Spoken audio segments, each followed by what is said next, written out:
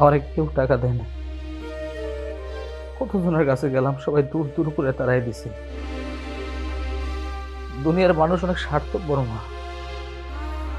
জানো, আমি যখন জুয়া খেলতাম, যখন মানুষের কাছে টাকা ধার চাইতাম, আমার না আমার সাথে সাথে টাকা ধার দিয়ে দিত।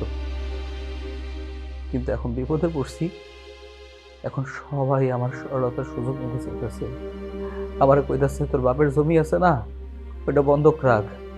আমার লগে খারাপ আচরণ করতেছে মা, ঘাড় ধাক্কা দিয়ে বাড়ি থেকে বাইর করে দিতেছে।